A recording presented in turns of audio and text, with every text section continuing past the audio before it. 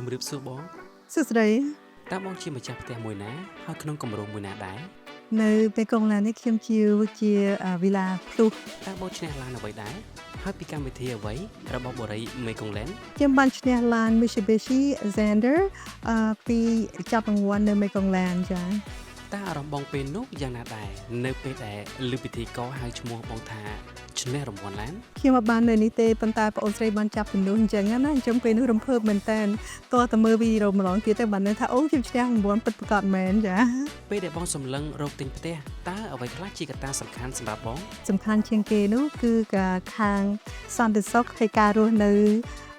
បែបបបនៅដូចខ្ញុំនៅខាងក្រៅដែរដូចខ្ញុំនៅសហរដ្ឋអាមេរិកអញ្ចឹងហើយខ្ញុំរកផ្ទះណាដែលស្តៀងមានលក្ខណៈផ្លាប់ផ្លាយគ្នាអញ្ចឹងដែរអញ្ចឹងហើយនៅមេកុងឡានហ្នឹងរបៀបគាត់ជារៀបចំហ្នឹងស្តៀងនៅនោះហ្នឹងដែរចាទី1គឺនៅទីតាំងហ្នឹងណែមានការស្កប់ស្ងាត់ហើយមានសួនច្បារនៅព័ទ្ធជុំវិញការកសាងផនគប់ហ្នឹងជា style ហ្នឹងរបៀបដែលខ្ញុំចូលចិត្តផងដែរលំទលាយចាចំណុចដែលខ្ញុំឆ្លាញ់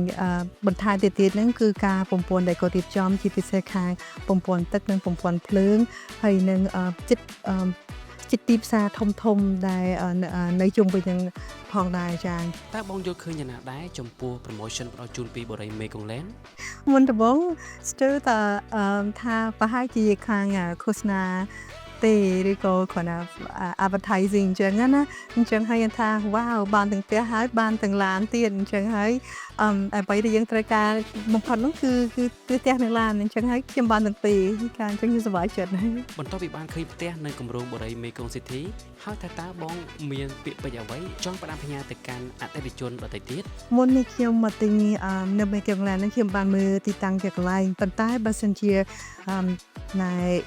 អ្នកទាំងអស់គ្នានឹងចាប់អារម្មណ៍ចង់ទិញផ្ទះហ្នឹងណាសូមអញ្ជើញមកមើល Mekongland ហ្នឹងទៅខ្ញុំច្បាស់ជាបានពេញចិត្តនៃបំណងផងខ្ញុំចឹងដែរហើយជាពិសេសទិញបានផ្ទះហើយបើមានសំណាងល្អបានឈ្នះឡានដូចខ្ញុំដែរណាអញ្ចឹងណា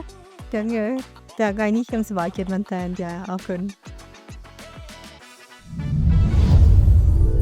បូរី Mekongland ផ្ដើមជីវិតរីករាយនិងជោគជ័យនៅទីនេះ